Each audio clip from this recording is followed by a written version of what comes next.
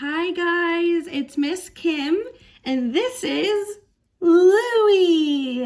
Can you guys say hi, Louie? He is one of my kitty cats. He is on the kitchen counter right now, which he's normally not allowed to do, but I wanted him to meet you guys. He is such a good boy. Louie.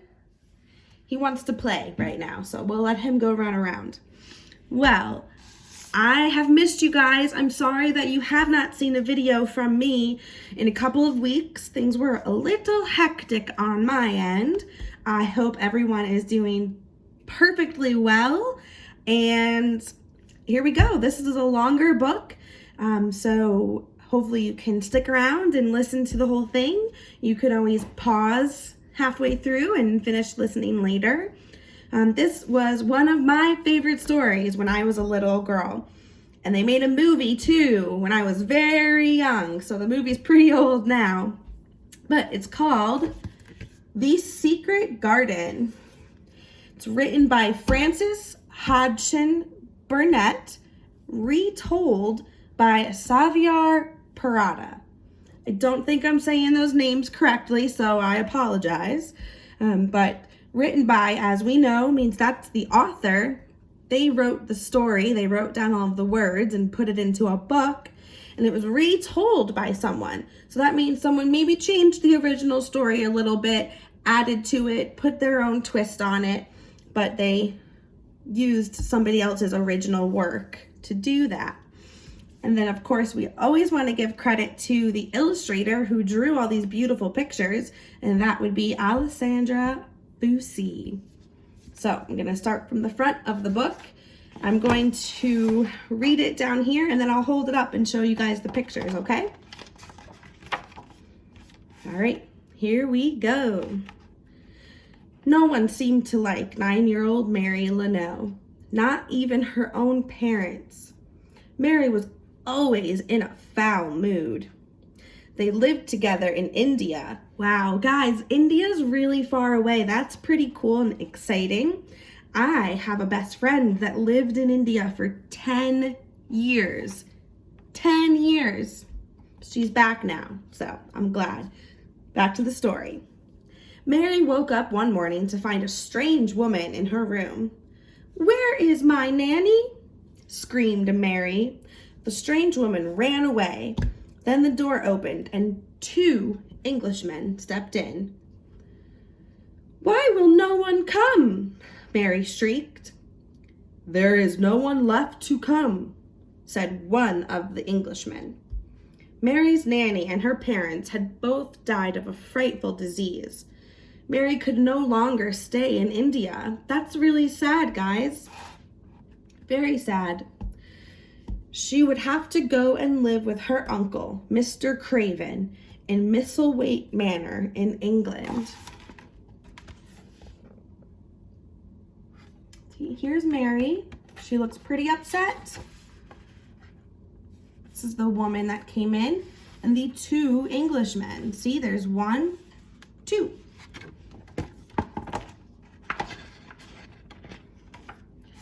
Mary traveled to England on a ship. That's kind of exciting. In London, she met Mrs. Medlock, her uncle's housekeeper. They took a train and then a carriage, traveling across grassy plains. Mary thought they must be getting close.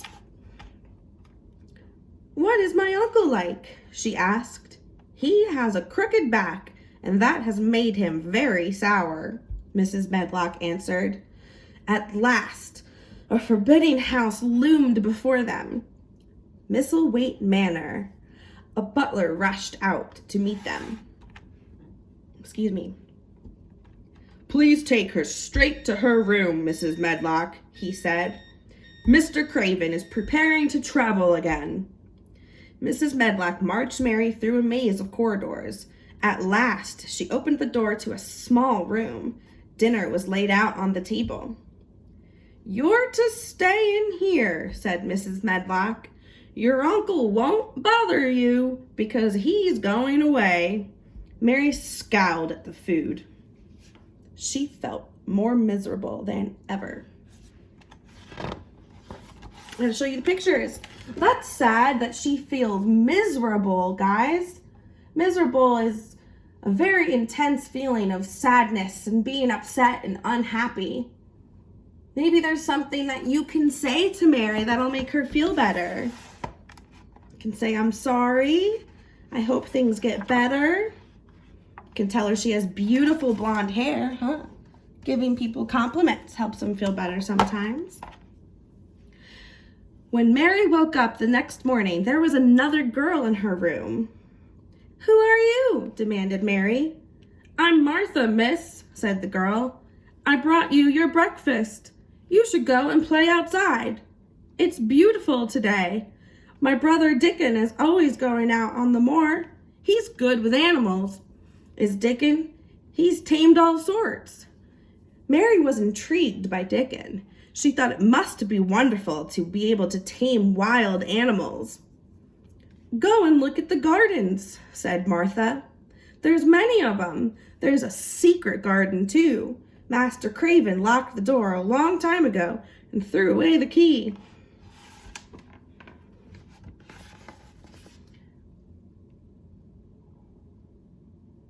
Do you see Mary sitting by the window and Martha is over here? And they're looking out the window at Martha's brother. His name is Dickon. He's playing with a horse. Okay. The manor grounds were huge. There seemed to be an endless chain of walled gardens, all connected by little doors. But where was the secret garden? After exploring several gardens, she came to a brick wall covered in ivy. Above it, she could see the tops of tall trees. A robin was singing in the branches. Mary looked for a door in the wall, but could not find one. Was this the secret garden? There was an old man pushing a wheelbarrow. She asked him about the robin singing above the garden. That's a bird, guys. A robin is a type of bird. Sometimes you'll see them outside and they have the big red bellies and they'll be singing away, looking for their mates. The gardener's eyes twinkled. He whistled and the robin fluttered down to the ground. Maybe that's how he whistled. Can you guys whistle? Something fun. He's my only friend, said the gardener. I'm lonely without him. I'm lonely too, said Mary. We're both friendless, smiled the gardener. Ben's my name. The robin burst into song. He wants to be your friend, said Ben. I'm determined to find the secret garden, said Mary. Ben's mood changed. I wouldn't know where it would be. He snapped and stormed off.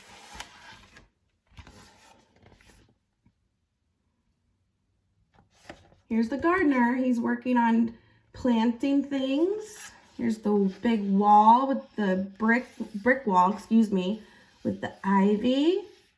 Does anybody know what this is called? That's a statue. Do you see the bird? Yeah, it's right here. It has a red belly too. Mary was determined more than ever to find the door to the secret garden. She spent whole days looking for it. She didn't find it, but the cold winter air brought a rosy glow to her cheeks. You are starting to look happy, said Ben. One day there was a terrible storm and Mary couldn't go outside. She sat in her room talking to Martha. That kind of sounds like our weather now, guys. It's freezing outside and sometimes it's raining and sometimes it's snowing and then it's sunny for a little bit, but we need more good weather. So when you go to bed at night, try to dream about nice sunny skies and maybe we'll get some more nice weather. Where was I? Okay. Why does Mr. Craven hate the locked garden? She asked. It was his wife's garden, Martha explained. She filled it with her favorite flowers, but 10 years ago, The branch she was sitting on broke. Poor Mrs. Craven fell down and died. Master Craven locked the door and buried the key. Suddenly, Mary heard a strange noise. It sounded like someone crying far away. "It's only the wind howling," Martha said quickly. "But it's indoors," insisted Mary. "Nah, miss," cried Martha. Looking scared. "Ye only heard the wind, honest." But Mary was sure she was right. Why was Martha lying?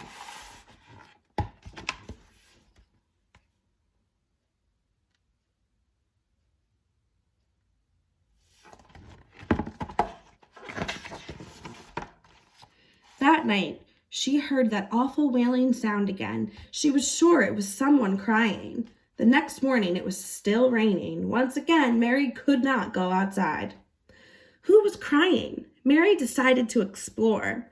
She searched along gloomy corridors and up and down rickety stairs. The crying got louder when she reached a large, wallpapered landing.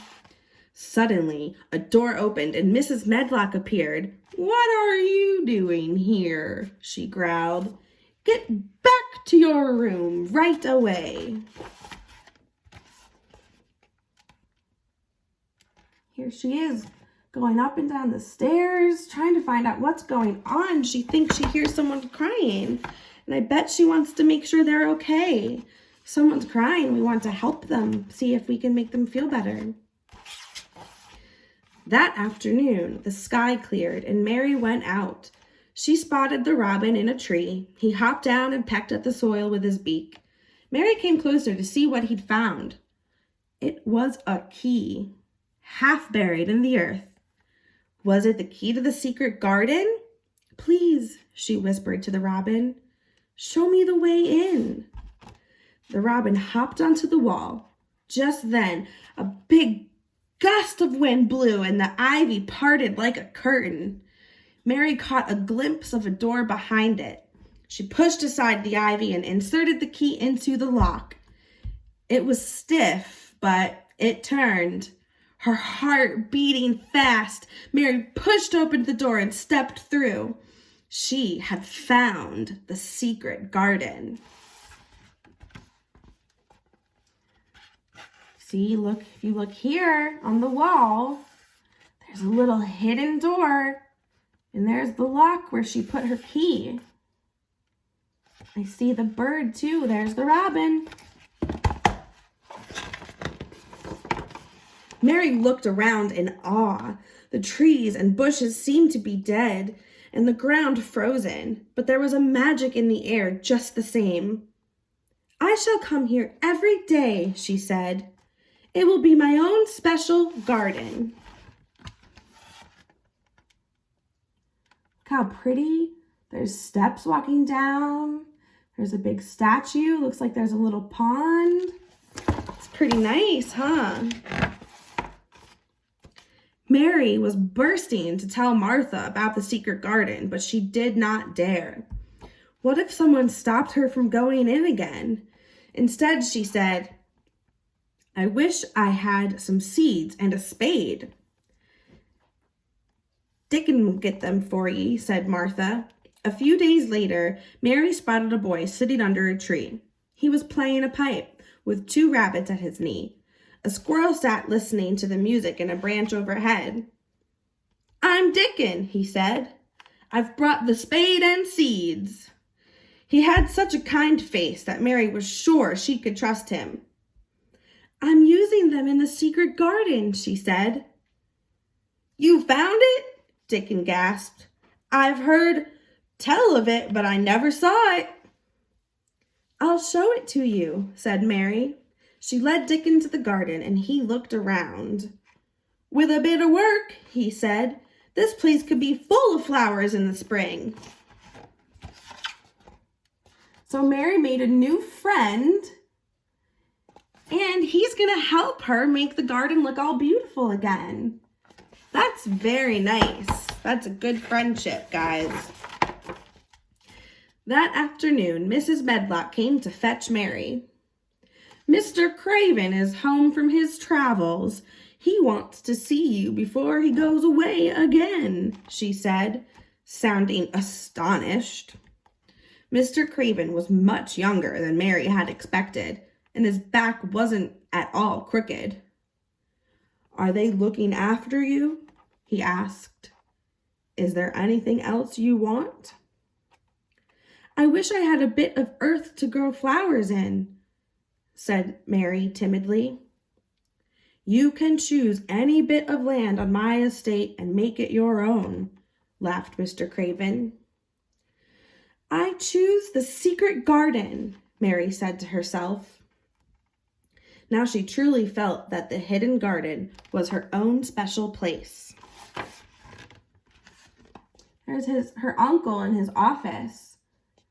Looks like he has a lot of books, so he must read too. And that's a globe. That's a shape of a sphere that represents the earth. So it's one big map on a sphere. So we call that a globe.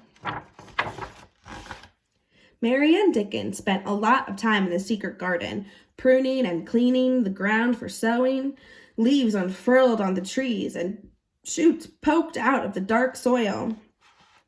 One night, Mary heard the mysterious wailing again. She traced her way along the corridors until she came to the wall-papered landing. Excuse me, I'm sorry, guys. The sound was coming from behind the door. She pushed it open to see a boy lying in bed. Who are you? He sniffed. I am Mary Leno. Who are you? I am Colin, excuse me. I am Colin, Mr. Craven's son. I am going to have a crooked back like my father. I'm going to die soon. That's why my father won't let me see anyone. Your father doesn't have a crooked back, said Mary. Colin seemed very spoiled and unhappy. Perhaps he needed to see the secret garden.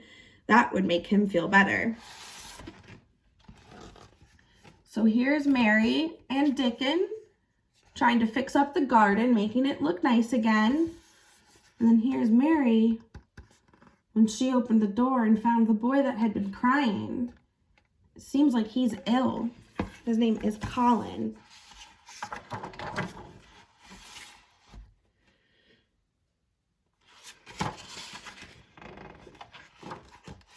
I've never heard of my mother's garden, sniffed Colin, while Mary told him about it. No one tells me anything. I take care of it with Dickon, Martha's brother, explained Mary. But you must promise to keep it a secret, too, or the grown-ups will stop us from going there. I should like to see it, said Colin, but I'm not allowed out.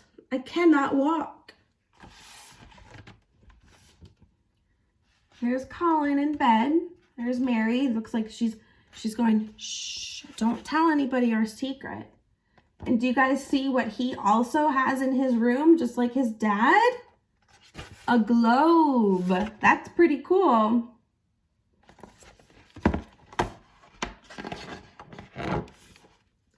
Just then, Mrs. Medlock came in. She scowled at Mary in astonishment.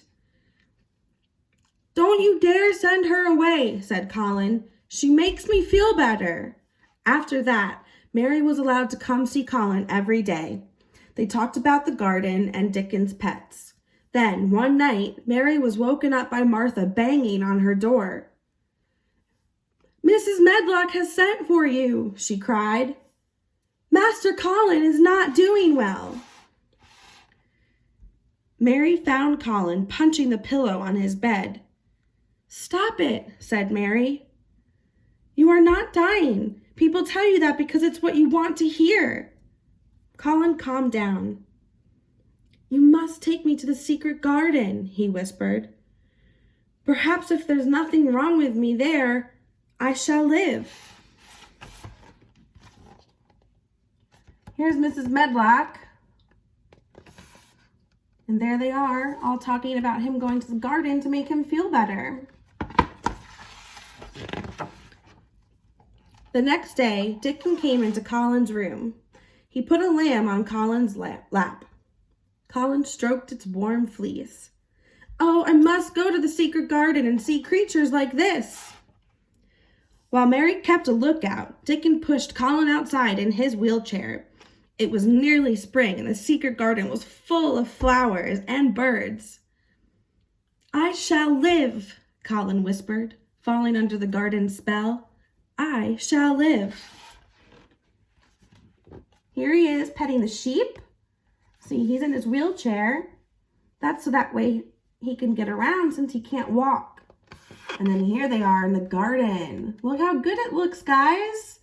All the bushes and the pretty colors and the flowers. Looks like they took good care of it.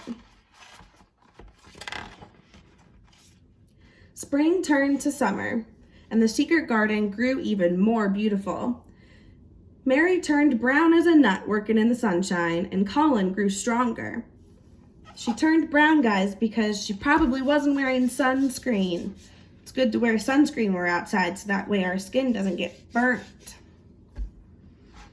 "I wish I could walk around the garden," said Colin. "You can do it," said Mary. Colin gripped Mary's and Dickon's hands and slowly tottered to his feet. He took a step, then another, and another. After that, Colin practiced walking until he did not need the wheelchair anymore. "Our mom would like to see the secret garden," said Dickon one day. Dickon's mom marveled at the flowers and the trees, but also at Mary and Colin.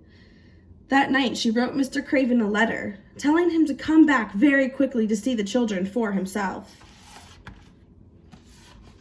Look how beautiful, guys. And look, he's standing up on his own 2 feet. This is a hummingbird. Hummingbirds are pretty cool. They are tiny. They are so little, and they flap their wings so fast. It looks like they're not even there. And they have really, really long beaks. Mr. Craven was in a faraway land when he got the letter. He read it quickly, and a few short days later, he arrived home at Misselwaite Manor. He stood outside the secret garden and wondered where he'd buried the key. Then he heard laughter behind the walls. He stared in astonishment as the door opened and a boy ran out. "Father, it's me, Colin. Come and see the garden." Mary came out, and they led Mr. Craven into the garden. It was lovelier than it had ever been before. But even more beautiful were Mary and Colin. Mary had found happiness in caring for the garden, and Colin was healthy and strong. The secret garden had healed them both.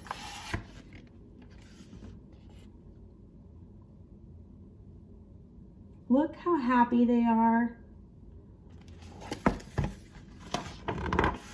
That's the end of my story, guys. I know that there were a couple of sad parts in there, but they all worked really hard to help each other be happy and become happy. Working on the garden gave Mary something to focus on and to put her energy into, and she got to bring the garden back to life, kind of like she brought herself back to life a little bit. She was pretty sad before she came here. And same thing with Colin. He got all better. So thank you guys for listening. I hope you liked it. And like I said, this was one of my favorites when I was little. So thank you for listening, okay? Bye, guys.